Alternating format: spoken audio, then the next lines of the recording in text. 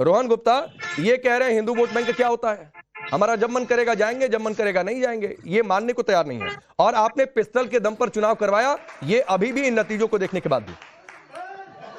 देखिए, जैसे ही चुनाव के परिणाम आते हैं लोकतंत्र खतरे में आ जाता है, ईवीएम चोरी, तो सब पुरानी स्टोरी हो गई।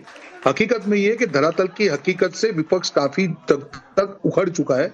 उनको मालूम ही नहीं हकीकत क्या है। अभी उन्होंने कहा कि नहीं ठीक है, मंदिर कब जाएंगे हम बताएंगे। वही अखिलेश प्रसाद की तस्वीर है जहां पे वो दरगाह में गए थे, पूरे पूरे सोशल मीडिया के ऊपर थी, उन्होंने ही डाली हुई थी। तो ये डबल स्टैंडर्ड नहीं चल सकता है। आप समझ रहे मैं क्या बोल रहा हूँ? या तो आप बिन सांप्रदायिक हैं या तो नहीं है। आपको पर्टिकुलर क्लास के लिए आप बिन सांप्रदायिक है और नहीं है, तो दो डबल स्टैंडर्ड नहीं चल सकता है।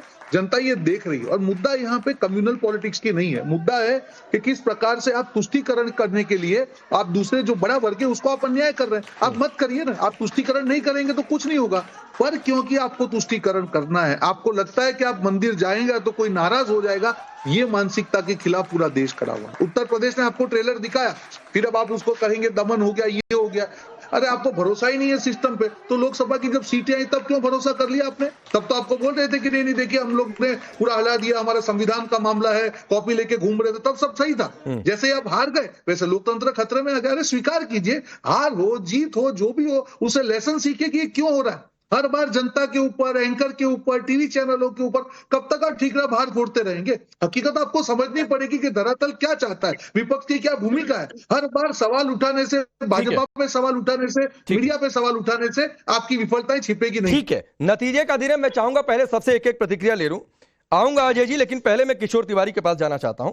और इसलिए जाना चाहता हूं क्योंकि आप जिस पार्टी को रिप्रेजेंट करते हैं वो पार्टी हिंदुत्व की ब्रांडिंग के साथ आगे बढ़ी। मुझे याद है किशोर जी, पिछले कुछ दिनों में, 4-5 दिन पहले की बात होगी या हो सकता है एक आध दिन और आगे पीछे, आपने कहा कि जब मेरा सवाल सीधे हिंदुत्व की सोच को लेकर था, आपने कहा हम सामाजिक समरसता के आगे बढ़ गए। मैंने पूछा कि आपने बाला साहब ठाकरे के विचार को छोड़ दिया क्या? आज जनता का मैंडेट क्यों नहीं ये माना जाए कि असली शिवसेना जो शिंदे के पास वो है और आप लोग बाला साहब ठाकरे की विरासत से अलग हट गए, उसका ये खामियाजा मिला? मैं आपके बात से सहमत हूं कि चुनाव के नतीजे जो आए हैं ये हमारे अपेक्षाकृत नहीं है। अगर ये निकाल आप देखते हैं, ये रिजल्ट तो एक ऐतिहासिक ही रिजल्ट है। 231 सत्ताधारी पक्ष को, मेरे ख्याल से 50 साल में इतना कमजोर विपक्ष नहीं आया था। अब आपने बोला कि हमने हिंदुत्व छोड़ा क्या, तो ये एक नैरेटिव जो बीजेपी ने रचा था कि हमने हिंदुत्व छोड़ा है, ये शायद जनता में चल गया। लेकिन एक बात मैं कबूल करूंगा कि जिस तरीके से चुनाव हारने के बाद या 2.5 साल तक एकनाथ शिंदे जी जैसे अप्रोचेबल थे, कम्युनिकेबल थे और लाड़की बहन योजना या किसानों के प्रति निर्णय लेने में आए थे, तो रिजल्ट में किसानों की नाराजगी नहीं दिखी, महंगाई पे लोगों की नाराजगी नहीं दिखी। और हमारा नैरेटिव जो था कि यहाँ पर अडानी जी पूरे उद्योग लेके जा रहे हैं या गुजराती लोग पूरे उद्योग लेके जा रहे हैं, तो ये चला नहीं। और क्या हुआ इस पे तो हम अभी चिंतन करेंगे। नहीं, उस चिंतन में मेरा एक सवाल है कि मुस्लिम आरक्षण की बात आ गई, उलेमा चिट्ठी लिख देते हैं, मस्जिदों से चुनावी फतवे जारी किए गए, नौमानी साहब ने कह दिया कि ये 25 लोगों की लिस्ट भेज रहे हैं, आपके गठबंधन को इनको अपने पसंद के उम्मीदवार खड़े कर दो। तो सर आप लोगों को नहीं लगा कि ये सारे नैरेटिव, आप वक्फ को लेकर गए, आप धर्म आधारित आरक्षण को लेकर गए, चुनावी फतवे तक जारी हो गए, ये सब कुछ हो गया, फिर भी नहीं मिला?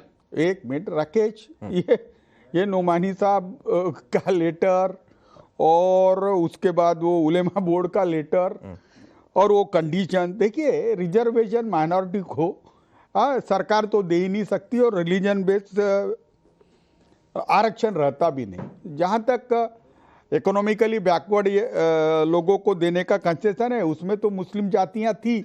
लेकिन ये उलेमा वाला लेटर या हमारे वो सजाद नोमानी वाला पत्र, ये हमको किरकिरी तो हुआ था और ये चीज़ों की ज़रूरत नहीं थी। नहीं तो भी मुसलमान जो वोटिंग करते हैं वो बीजेपी को वोटिंग कर ही नहीं रहे थे। तो ये चीज़ें आई कैसे, ये चीज़ों पे फिर पॉलिटिक्स हुआ कैसे और कोर इशू से चुनाव हटे कैसे? मैं बताता हूँ एक बात राकेश, अवधेश जी भी मुझसे वो करेंगे कि केंद्र सरकार के पास कॉन्स्टिट्यूशन बदलने की पावर है, क्योंकि संसद बदलता है। तो उस वक्त वो नैरेटिव बहुत चला, लेकिन इस वक्त भी वो किताब लेके आ गए, और ऐसे पत्ते बता रहे थे तो खुले थे। अब मुझे बताइए, राज्य सरकार के चुनाव में कॉन्स्टिट्यूशन का मुद्दा हो सकता क्या? कैसा है, बेमौसम तथ्यहीन मुद्दे लेके आने से किरकिरी हो जाती ना, और लोग समझते हैं सब बात को, लोग समझते हैं। देखिए, शुरुआत में लाड़की बहन योजना आई तो उसका विरोध कर दिया, कांग्रेस पार्टी ने अपने आदमी से PIL दलवा दी, और फिर बोलने लगे कि लाड़की बहन योजना। अच्छा, ठीक है। एक मिनट। हाँ। लेकिन अब हम आज देखते हैं तो लाड़की बहन योजना, और एक बात की थी राहुल जी ने, हम 50% के बाहर रिजर्वेशन कर देंगे, तो ये OBC तो घबरा गए, और ओपन वाले भी घबरा गए कि अरे पूरा रिजर्वेशन कर देंगे। नहीं, ठीक है, तो मैं अब हमारा थोड़ा आगे बढ़ लेता हूं। आपने अवधेश जी को कोट किया, जाऊंगा, लेकिन उससे पहले अजय वर्मा जी, ये तो आपके ही धागे खुल गए हैं आज, किशोर तिवारी।